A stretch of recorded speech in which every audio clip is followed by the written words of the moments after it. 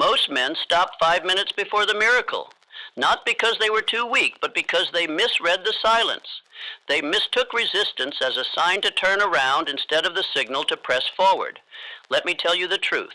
The pressure you feel right now is not punishment. It is proximity. You are closer than you think. The door is not locked. The crown is not lost. But it will not wait forever for the man who hesitates. This message is the voice of your inner command, the you that refuses to fold, the you that knows he was built for more. And if you listen all the way through, if you dare to keep walking when your feelings scream retreat, the man who emerges on the other side will be unbreakable. Don't you dare quit now. Your future is already watching. Every man, no matter how determined, how focused, or how capable, will one day hear a voice whispering from within the shadows of his soul. It will not shout. It will not rage. It will speak with calm suggestion, and it will say, stop. It will say, you've done enough. It will say, perhaps this wasn't meant for you. This voice is not weakness, nor is it cowardice. It is the final test before the door opens. It appears when you have pressed long enough for the prize to stir beneath your feet. The voice of quit is the gatekeeper of greatness, and most men untrained in the truth retreat at the very moment they are closest to breakthrough. Every man hears this voice, but only a rare few understand what it truly signals. It is not the sign to turn around. It is the signal to advance without excuse. When your back aches, when your spirit groans, when your vision is clouded by weariness and silence, that is when the reward draws near. The climb feels steepest just before the summit emerges. The night turns coldest before the dawn awakens. So too does the dream resist with greatest force just before it yields its fruit. The pressure you feel is not punishment. It is proximity. Look to the life of Abraham Lincoln. That man failed more times than most men attempt.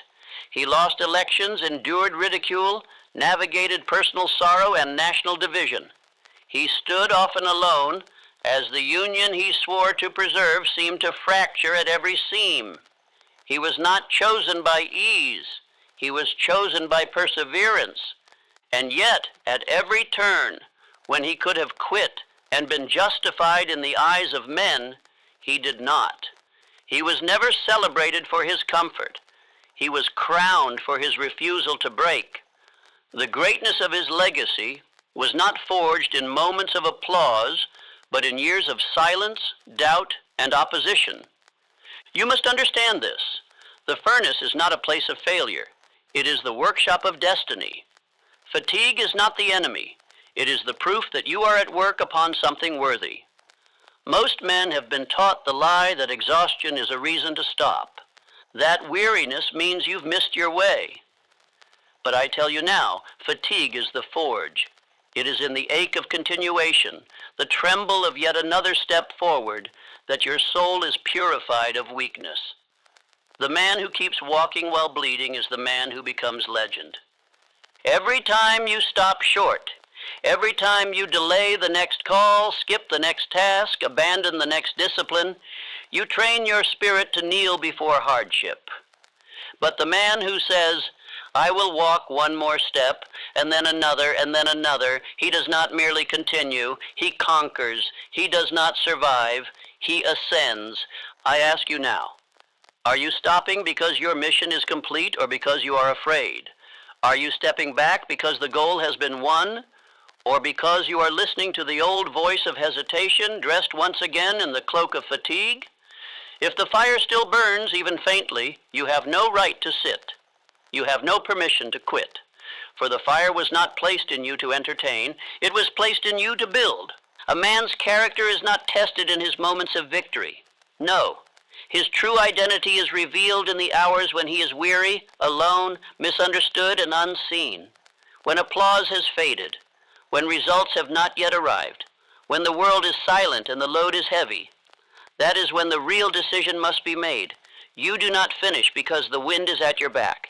You finish because your word is stronger than your feelings. Look now at your life, at the path you walk. Are you closer than you've ever been? Are you fighting battles your former self would have fled from? Then do not step back now. Do not insult the journey by quitting at the altar of almost. There is a crown with your name on it, but it bows only to the man who finishes, not the fastest, not the loudest, the finisher. You have not come this far to become a cautionary tale. You have not pressed through fire to fold at the edge of glory. If you quit now, you will teach every voice that mocked you to rejoice. If you press forward, even in silence, you will silence them forever. This is not just about a task. This is about your identity. You are either a man who finishes or a man who folds. And the world, your family, your future, they all respond to that choice. Let us set in stone this truth. The world does not reward the effort. It rewards the completion. The crown is not awarded at the halfway mark. The throne is not claimed at the starting line. The man who is celebrated is the man who arrives, despite all that tried to stop him. Finish what you began. And if you are weary, good. That means you are near the place most men never reach. Say aloud now, and declare it without tremble. I bend, but I do not break. Fatigue is my furnace. Repeat it until your body obeys, until your mind forgets how to stop, until your spirit walks forward without needing to be convinced. You are not done because you are tired. You are done only when the task is complete. And if you have not yet crossed the finish, then you must get up. You must move. You must return to your post, not as one who hopes, but as one who commands. For destiny does not belong to the comfortable. It belongs to the man who keeps walking through fire, through fear, through silence, through rejection. The man who finishes while bleeding. The man who writes his legacy not in ease, but in motion. Don't you dare quit now. The crown is already yours. All that remains is the final step. Most men do not fall because of weakness in muscle or lack of opportunity. They fall because they forget. Not forget how to build, not forget how to endure, but forget why they began. The memory of the mission fades, and in its absence, the discomfort of effort appears too heavy to carry. The labor becomes lonely, the work appears pointless, and a man who once marched like a conqueror begins to shuffle like the defeated. But hear me well, no man quits because he is tired. He quits because he has lost hold of the fire that once animated his steps. You must not forget. You must never lose sight of the vision that summoned you from the crowd and commanded you to build. If you began with boldness, you must walk with it until the task is complete. When a man forgets the vision that moved him to begin, he becomes vulnerable to every whisper of doubt, every delay, every small defeat. He begins to entertain voices he once silenced. He begins to second-guess decisions once made in certainty. And worse, he becomes susceptible to the seduction of comfort, of ease, of rest, of slowing down just for a moment. But greatness does not rest in the arms of comfort. Greatness is wedded to perseverance, and it divorces every man who forgets his vow. Look to the life of Henry Ford. The man was mocked for attempting what others deemed impossible. He was ridiculed for imagining a world where the common man could own a machine that rivaled a chariot. They called him foolish, unstable, and naive. His early designs failed, his money dwindled, factories broke, partnerships dissolved. Yet he did not bend, he did not retreat. Why? Because his reason was bigger than their ridicule. His mission was greater than their mockery. He had caught a vision so vivid, so real, so personal, that no hardship could convince him otherwise. He remembered every day why he began, and because of that, he endured longer than those who doubted him. That, my friend, is the difference between the celebrated and the forgotten. One remembers his mission when it hurts. The other forgets it when comfort whispers. You must do what very few men are taught to do. You must write your reason, not once, not for memory, but for reverence. Take pen to parchment and scribe the very sentence that brought you here, the sentence that commands your obedience and burns within your chest. It may be a name, It may be a dream. It may be a vow to never return to who you once were. Whatever it is, write it and carry it with you, in your coat pocket, in your ledger, beneath your pillow. Not for sentiment, but for battle. Because when resistance comes, and it will, you will not fight with emotion alone. You will fight with clarity of purpose. And clarity is the sword that cuts through every fog of fatigue. Do not assume you are beyond forgetting. Even the strongest men are prone to drift when storms arise. But the man who reviews his reason daily is the man who cannot be seduced by distraction. He sees the mountain he has sworn to climb. He hears the echo of the vow he made before a silent world, and that memory drives him to step again, even when there is no music, no audience, no applause. He rises because his reason remains. Before you lay your head to rest each evening, make it your ritual to return to that reason. Hold it in your hands. Read it aloud. Let your spirit recall what your flesh may have begun to forget. Remind yourself who you are, what you vowed, and why the labor is worthy. This small act performed daily will shield you from the slow erosion of doubt. It will return fire to your eyes. You are not simply tired. You are at war. And every soldier must remember the cause for which he marches. Many men confuse rest with retreat. But I say unto you, rest is not escape. It is preparation. A soldier rests not to abandon the fight, but to return stronger to it. You do not rest because you are weak. You rest because you are building something that requires strength.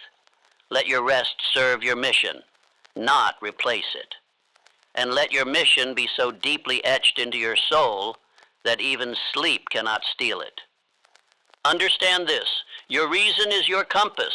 When storms rise, and they will, your plans may bend, your methods may change, but your reason must remain.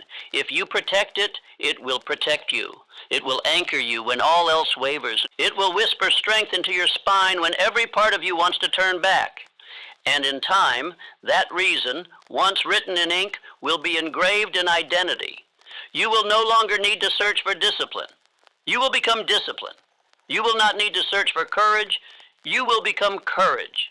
Let me speak plainly. No man ever achieved anything worth remembering who did not suffer moments of doubt, of fatigue, of discouragement. But those who prevailed, those whose names are now written into the annals of history, were those who reminded themselves daily, "This is why I fight. This is why I rise again. This is why I will not quit." And they were right to do so. For the world does not bend to those who start with fire. It bends to those who finish with it. Declare these words with me now. My reason outruns resistance. I do not rest because I am tired. I rest to return stronger. Let those affirmations become not merely sayings, but standards. Standards by which you walk, build, rise, and endure. And if ever again you hear the voice that whispers, "Stop," I charge you to answer it with your reason. Speak it aloud. Let it know that you have not forgotten, that you still remember, and that you are still coming. Do not mistake delay for defeat. The crown has not moved. The dream has not fled. It waits for the man who remembers why he began and dares to finish. Do not quit. Not now, not ever. One of the most subtle poisons known to the spirit of man is not failure. It is comparison. It does not arrive like a storm. It drips slowly, quietly. It looks harmless. It speaks in the tone of reason. Look how far he has gone, it says. Why are you still here? And before a man has even built his foundation, he is already questioning his blueprint. His tools fall from his hand, not because they were too heavy, but because his eyes wandered from his task. Let me speak plainly. Comparison is the graveyard where many dreams are buried, still breathing. You must understand this. You are not behind. You are not late. You are not broken. You are building.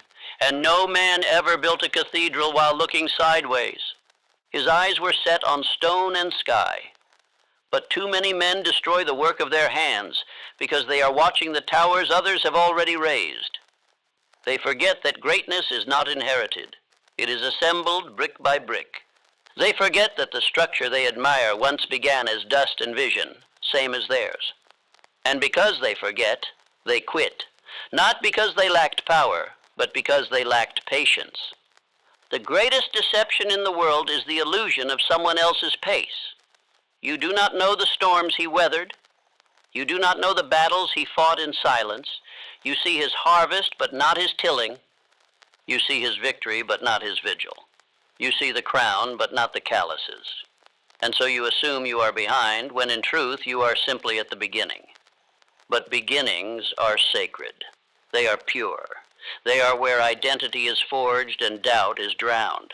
If you quit now, you dishonor not just your future, but the very voice that summoned you to begin. Remember Barnes. He came to Edison with nothing but the fire of desire. He had no wealth, no title, no inheritance. He arrived with so little that most men would have turned him away at the door. But what did Edison see? He saw conviction. He saw posture. He saw a man who did not compare himself to the titans of industry, but instead walked like one. And it was that self-perception, planted long before reward, that made him a partner, not a pawn. Had Barnes looked left and right, he would have walked away. But he looked within, and so he stayed. And because he stayed, he became. Let this be your creed. I will not measure time. I will measure obedience. Time will deceive you. Time will whisper that it's too late, that you've gone too slow, that others are too far ahead. But obedience is always on time. Obedience does not ask the hour, it listens for the voice. And when the voice says build, you build. When it says rise, you rise. When it says now, you move without apology. Obedience is the compass that never lies, and the man who follows it is never behind, only becoming. There is a rule that must govern your thoughts from this day forward.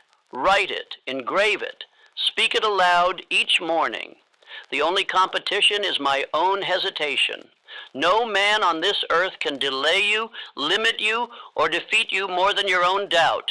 His pace does not affect your promise. His success does not cancel your assignment. His crown does not diminish your own. The path you walk was carved for your feet alone, and if you walk it without wavering, it will take you where no comparison ever could. You may say, but I've already delayed. I've already doubted. I've already drifted. Then let this moment be your return. Let this word be the trumpet that calls you back to your focus. It is not too late.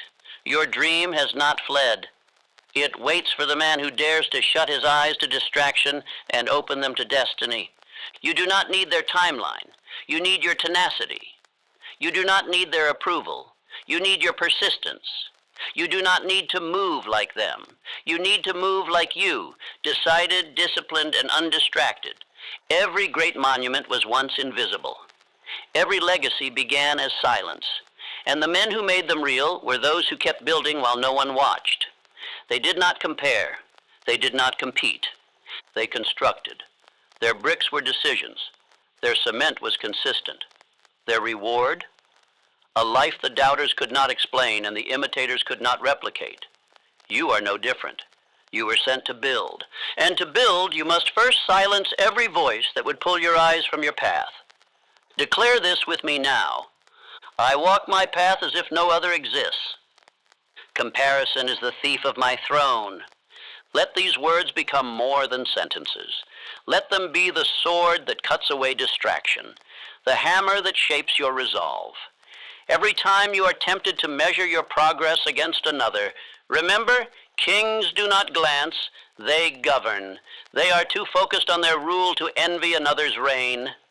And you, my friend, were born to rule over your thoughts, over your habits, over your results. Your journey may be longer than others. It may be quieter. It may involve delays, detours, and days where the progress seems invisible. But if you stay faithful to your task, if you obey the voice within, you will arrive. And not only will you arrive, but you will arrive with identity. For that is the true reward, not the applause, not the riches, not the throne, but the transformation of the man who refused to turn back, refused to look around, and chose instead to become. So I ask you now, with all the urgency of a man who has seen both crowns and graves, Will you continue to compare, or will you command? Will you measure your worth by the timeline of others, or by the obedience of your own spirit? The choice is yours. But know this, the throne will not wait for the man who hesitates. It was built for the man who endures. Begin again, focus again, move again. And this time let your eyes stay forward, your hands stay building, and your voice declare what is already written. There is a rhythm to the man who refuses to fall. You can hear it in his footsteps, not because they echo louder, but because they continue when others have gone silent. The man of resilience does not walk to applause. He walks through thunder. He walks when the storm screams that it is over, because he has learned a truth that most men will never accept. Resistance is not the end of the road. It is the sound of the door unlocking. There is a cycle that governs all meaningful progress. First comes resistance. Then, if the man is bold, comes decision. Decision births movement. Movement births reward. And reward, inevitably, brings more resistance. That is the pattern. That is the price. But the man who mistakes resistance for rejection will never hold the crown. He will sit in the crowd, clapping for the man who understood the rhythm and dance through the pain. Most men do not quit because they are weak. They quit because their reason for beginning was too small to sustain them. They thought a wish would be enough. They hoped a passing desire would withstand pressure. But wishes wither where storms dwell. Only a man driven by purpose, by something greater than comfort, survives the rhythm. When the trials press in, when the path becomes thorned, the shallow dreamer begs to return to comfort. But the man who burns with reason, he leans in. He moves forward faster, because he knows that the pressure is the proof that the prize is real. Consider Quezon. He did not ask gently for freedom. He demanded it. While the empire mocked, while his peers pleaded for patience, Quezon declared the liberty of a people not yet free. His boldness was called madness. His speeches were laughed at. But he knew something the cowards did not. He knew that pressure was not punishment, it was passage. It was the toll gate to destiny. And he paid it, not once, but daily. Because he understood that purpose, properly declared, gives a man spine when the world gives him stones. You must learn to outpace your own hesitation. When the weight increases, do not slow. When the critics come, do not explain. Move faster, double the pace. Run if you must. But do not pause to pity yourself. Do not entertain the voice of, maybe I should stop. That voice does not come from the throne. It comes from the grave. Kill it with movement. There is a practice I urge you to adopt, and it will save your soul in the storm. Keep a proof journal. Each night before rest, write down one proof of progress, one action taken, one barrier broken, one temptation resisted. Let no day pass unrecorded. The man who tracks his battles cannot forget that he is at war, and the man who remembers he is at war moves like a conqueror, not a civilian. You are not called to survive, you are called to command. You are not here to try, you are here to finish, to take hold of what was written for you before the resistance began. Every time you are tempted to retreat, remind yourself this is not punishment, this is passage. The fire is not here to consume you, it is here to confirm you. Move.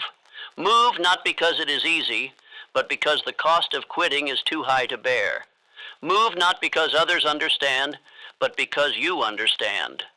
And when you begin to stumble, when fatigue comes clawing at your feet, remember this rhythm: resistance, decision, movement, reward, resistance. It is not personal, it is universal. But so is victory for the man who keeps going. There is a lie that men have swallowed for generations, a dangerous one. It says that action must be born of inspiration, that movement should wait upon the arrival of mood. This deception has slain more dreams than any enemy outside. For the man who waits to feel strong before he acts will be governed by delay his entire life. You were not born to wait for inspiration. You were born to summon it through obedience. There is no storm too loud, no darkness too deep, no fatigue too great that it can silence a man who has made a decision. Emotion may tremble, thoughts may wander, but decision, true, burning, absolute decision, stands firm like the ancient mountains. You must understand this deeply. You will not always feel like a king, but if you move like one, the world will soon treat you as such. Thomas Edison did not invent the light while bathing in euphoria. He did not wait for the warmth of motivation to tingle through his bones before he resumed his work. Number. He moved through ridicule. He moved through darkness. He moved through failure again and again until the invisible bowed before his persistence. At times his own team began to doubt, but Edison was not possessed by comfort. He was possessed by purpose. He understood what too many forget, that men do not build legacies by emotion. They build them by habit, one brick at a time, one step after another, not because they felt like it, but because they swore to it. You, too, must develop this rhythm, this unbreakable chain of action that does not wait for the drum of feeling, but beats to the sound of will. If you woke up today and felt tired, good. You are being trained. If you rose with a mind heavy with doubt, good. You are being refined. If you felt slow, distracted, uncertain, good. Because now, today, you can practice greatness. You can prove that your feet belong to your mission, not to your mood. This is the true furnace of transformation, not when it is easy, but when everything in you whispers quit and you whisper back, I go anyway. The men who changed the world were not always the most inspired. They were the most obedient to their identity, the most disciplined in their daily motion. They knew that vision without repetition is fantasy, but repetition, steady, stubborn, sacred, makes empires bow. So what then do? You set a standard that is above how you feel. You write a demand upon your day that no emotion may erase. I call this the daily demand. Every morning before the noise begins, you decree what 3 actions you will take, no matter the wind, no matter the storm, no matter the sorrow. 3 movements, 3 declarations in the flesh. They may be small, they may be simple, but they are sacred, and they are yours. 1 call made, 1 page written, 1 decision settled. You do not go to sleep until these 3 stones are laid on the path of your destiny. In time, these small steps will become a staircase so high that even you will look back in awe. The man who moves daily, even in tears, is more dangerous than the man who waits weekly for inspiration. Do not misunderstand. I am not telling you to ignore your emotions. I am telling you to govern them, to direct them. A horse is not evil. It simply must be bridled. Emotion is the same. Use it to gallop. Use it to dig deeper. But never let it decide if you show up. You must build such mastery over your inner world that others cannot tell whether you are tired or triumphant, because your standard never changes. There is a reason the lion rules the wilderness. It is not because he is the fastest. It is not because he is the strongest. It is because he decides each day that his roar will not be silenced by fear or fatigue, and neither must yours. Ask yourself honestly now, what have you left undone because you waited for the feeling to be right? What words unsaid, what moves unmade, what thrones unconquered because you said, not today, I do not feel ready. Understand this. Greatness does not knock upon your door when you are ready. It tests you when you are not.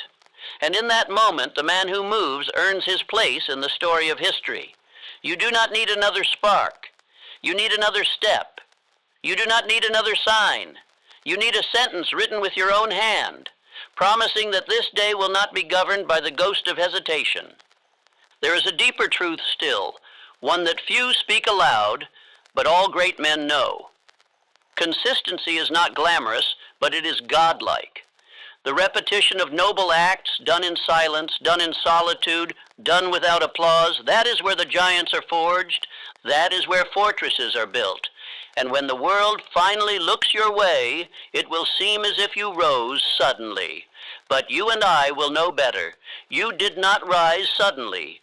You rose daily. You rose even when your knees trembled. You rose when no one saw. You rose when your own mind doubted you. And you will rise again today. And let me speak now to that voice in you that still whispers, "What if I fall?" I answer, then fall forward. Fall into the next act. Fall into the next move. Because every forward fall is still motion, still obedience, still sacred. What you must never do is stand still and call it wisdom. What you must never do is wait for certainty and call it preparation. There is no man worth remembering who lived only in theory. You must act again and again until the silence gives way to thunder, until your identity is no longer questioned, not by others and not by you. You are not a slave to emotion. You are a commander of purpose. Your body is not the master. It is the servant. And today it shall serve the dream. One movement at a time, one promise kept. And if you do this daily, yes, even through weakness, you will outlast, outbuild, and outshine men who once seemed stronger, because they waited to feel strong, and you moved anyway. Declare this now. I act whether I feel like it or not.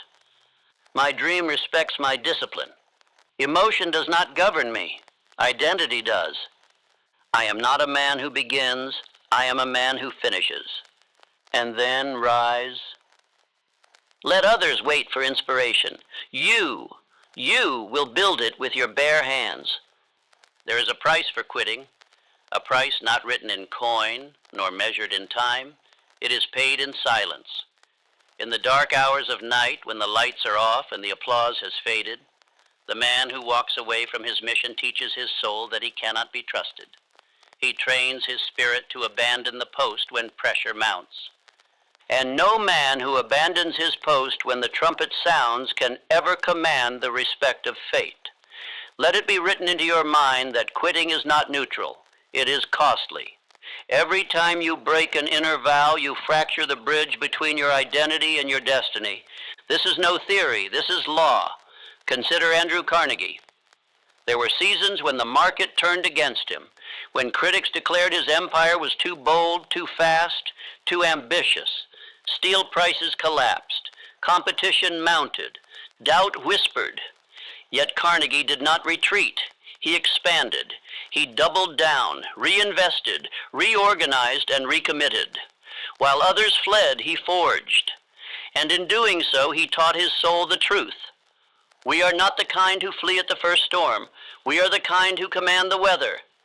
The great betrayal of our time is the belief that you can exit your calling without consequence, that you can give up on a vision and expect your soul to remain intact.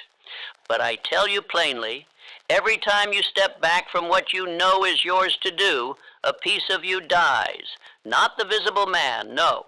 He may walk, eat, laugh, but the inner man, the one born to command mountains, he weakens. You become spiritually smaller every time you abandon the battle assigned to you. There is a reason men of destiny are so rare. It is not talent, it is not fortune, it is this. They kept going when the lights were gone, when the rewards delayed, when the world forgot them. They kept their vow in silence, in hardship, in the slow crawl forward. They remained, and because they remained, destiny arrived. I say to you again, quitting is not neutral. It is a message, a declaration, and it echoes in the chambers of your identity long after the decision is made. You must make a vow now, not a vow of preference, but of permanence, a vow of continuance. This is not a dream to dabble with. This is not a hope to test. It is a sacred charge. Take parchment, take pen, write it in your own hand. I, a man of destiny, will not exit the path assigned to me until the work is complete. I will not wait for strength. I will summon it. I will not bow to fatigue. I will use it as fuel. I keep my vow even when no one watches. Post this vow where you dress each morning. Speak it aloud before the sun greets you. Let your subconscious be soaked with the decree of a man who refuses to negotiate with retreat. Do not mistake this for motivational exercise. This is spiritual armor. This is identity reinforcement, because discipline does not decay overnight. It dies in fragments. A skipped morning ritual here, a delayed decision there, a tolerated excuse somewhere else, and before long the soul begins to doubt its own strength. Confidence does not grow in talk. It grows in follow-through, in the evidence you provide to yourself that you are exactly who you say you are. I do not ask you to be perfect. I ask you to be loyal, loyal to your own decree, loyal to the man you promised yourself you would become. When you fall, rise. When you are tired, recommit. When the voices say, "You've done enough," reply, "I did not come here to do enough. I came to complete the mission." You may ask, how do I continue when I see no reward? When the work stretches on, unthanked and unseen, I tell you this: greatness is forged in those very moments. Not in the applause, but in the absence of it. Not in the harvest, but in the tilling. You will be tested not at the peak, but in the silence of the valley. And the man who keeps moving when no one claps is the man who will one day be quoted by others who quit too soon. Let us consider the formula. Small betrayals of discipline multiply into destiny denied. But each act of endurance, even the smallest, carves into your spirit the shape of a champion. You do not need more knowledge. You do not need better conditions. You need a vow you will not break, a decree you will not recant. Make the decision that you are done with escape, that the path you've chosen will carry you to completion or carry your bones, but it will not carry your excuses. Understand this. Identity is not discovered. It is declared and then honored. You say, "I am the kind of man who finishes what he begins," and then you prove it. You say, "I am the type who keeps going when others rest," and then you do it. Until one day your spirit stops needing reminders because it has become your nature. Let your inner decree become louder than your emotion. Let your vow echo in your steps. When you are tempted to drift, to delay, to give up under the pressure, read your vow out loud, with force, with fire, with finality. Tell your soul, "We finish. That is who we are." Do not let this pass as mere encouragement. This is commission. Your hands were made for work only you can do. Your voice carries notes no other can sound. Your path was not given to the masses. It was given to you. So keep going. Keep your vow. And trust that every footstep taken in obedience to your inner calling is not forgotten by heaven. You are not the man who quits. You are the man who climbs. You are the man who carries the torch. You are the man who writes history in long walks, in dark days, in fierce silence. So do not look back. Do not slow down. Do not surrender to the comforts of lesser men. Write the vow. Speak it aloud.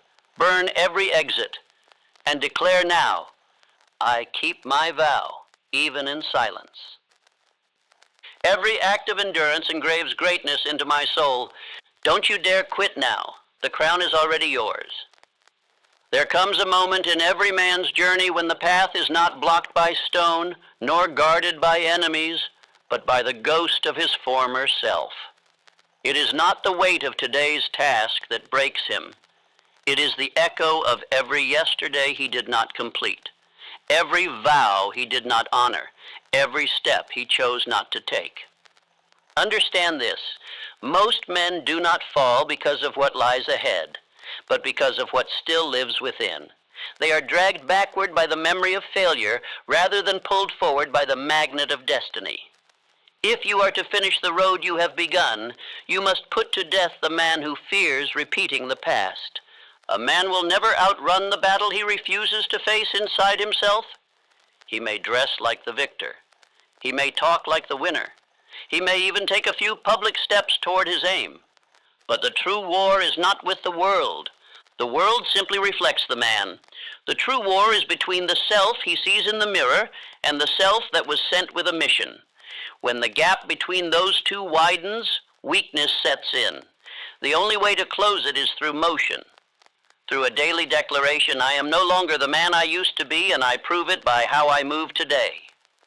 Endurance, then, is not about grit alone. It is about identity. The man who endures is not simply more stubborn. He is more certain. He walks not with borrowed belief, but with internal permission. He knows that the mountain is not in the world, it is in his mind. And when he decides to climb, the world adjusts. Look closely at those who are celebrated in the books of time, and you will see this truth confirmed. It was not Edison's intelligence that made the light shine. It was the resolve to keep working after others quit. While the world called him foolish, he called himself faithful. Each failed experiment was not a setback. It was a subtraction, a narrowing of the path that led to truth. Others saw darkness. He saw the removal of doubt, and so he kept going. Or consider Ford, whose vision of the assembly line was mocked as fantasy. Machines broke. Investors panicked. Even his own men questioned the dream. But he did not stop. Why? Because he had already seen the world he wished to build, and in that world he walked as its creator. When the tools failed, he adjusted them. When the critics spoke, he silenced them with results.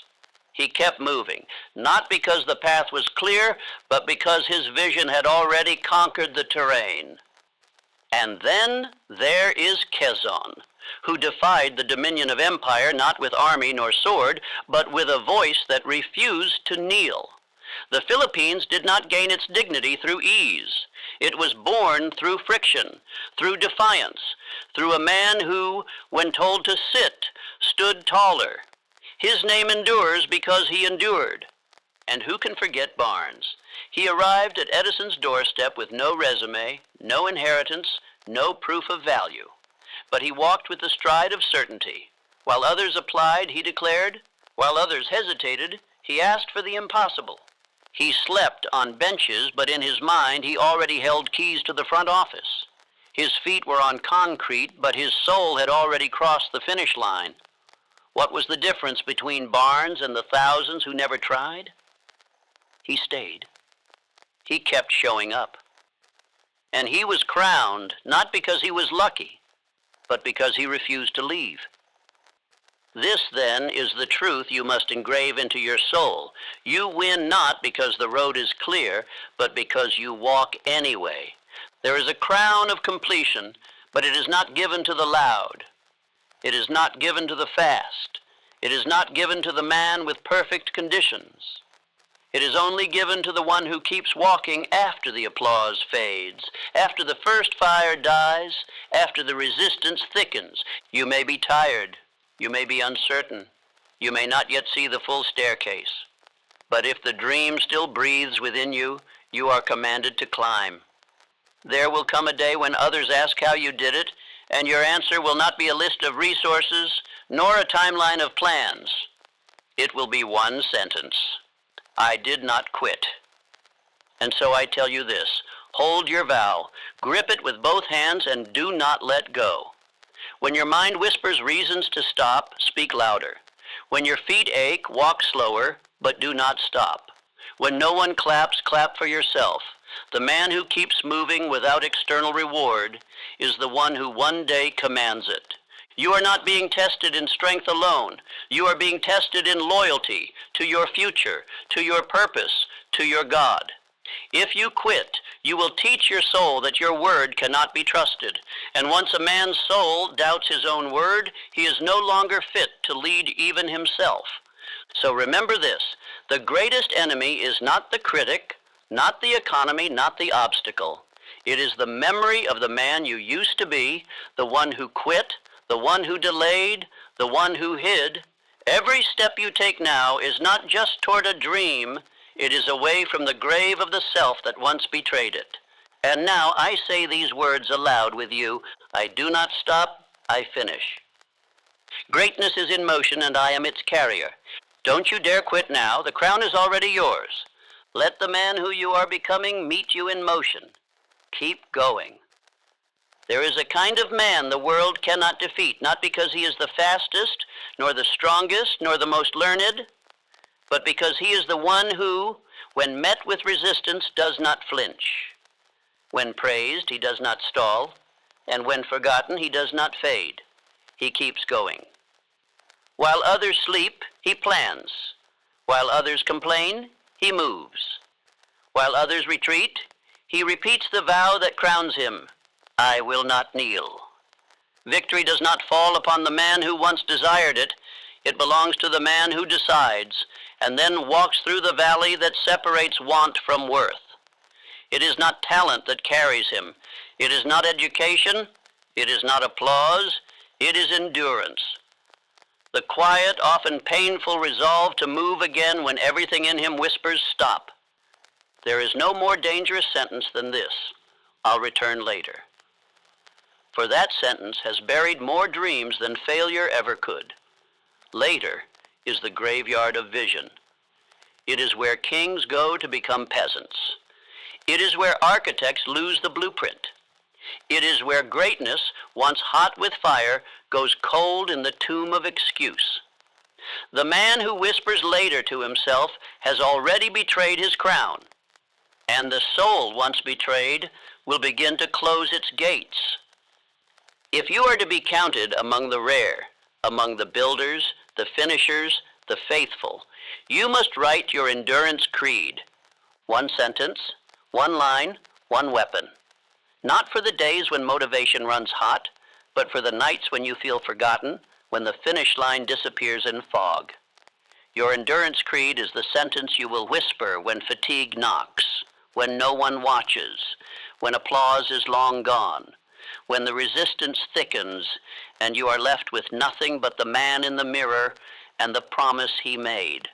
This sentence is not decoration. It is defense. Speak it before every task you dread.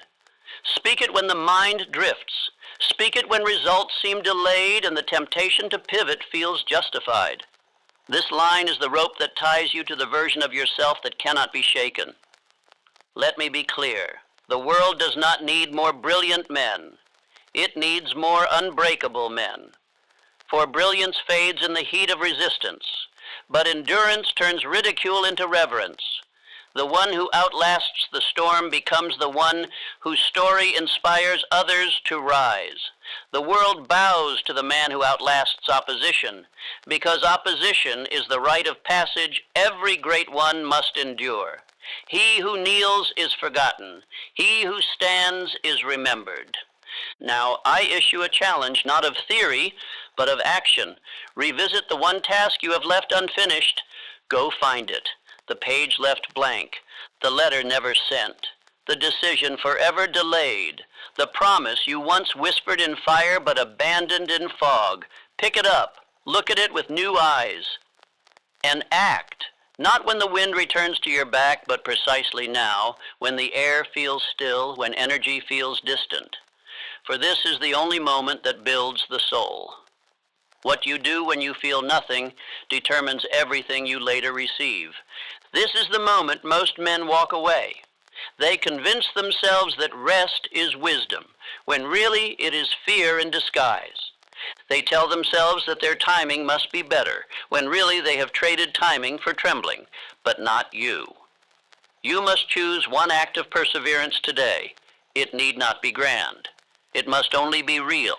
It must cost you something. Energy, comfort, certainty. Let it sting. For what stings now will one day sing in your memory as the moment you broke the back of weakness. Let me warn you, the man who quits once is far more likely to quit again. And each time he quits, something within him dies. Not just the dream, but his self-respect. The soul begins to doubt its own voice. The fire dims. The mirror speaks back with less conviction. The man cannot lead others, for he no longer leads himself. He is no longer a commander. He is a negotiator. His power is reduced to potential, unspent. You must not become this man. You must become the man who stays, even while doubting, even while bleeding, even when the applause has turned to silence and the crowd has gone home. You must become the one who finishes, not for the trophy, but for the transformation. For the soul is not forged in comfort, but in the continuation of movement through the storm. Do not mistake me. This is not a message of hype. This is not inspiration. This is spiritual commission. The man who keeps going becomes the man who cannot be stopped. because each step through hardship rewrites the soul. It engraves in him a line of code the universe cannot ignore. This one cannot be broken, and once you become that man, the world begins to bow, not in flattery, but in recognition of a force it cannot outlast. So take this seriously, watch this message again and again. Let it sink into the parts of your spirit that still entertain excuses. Let it break the agreement you made with quitting. Let it tear the roots of weakness from their soil and replace them with decisions made in fire. Because no dream belongs to the man who visits commitment, only to the man who marries it. Now write your creed, speak your vow, make your move, and never ever kneel.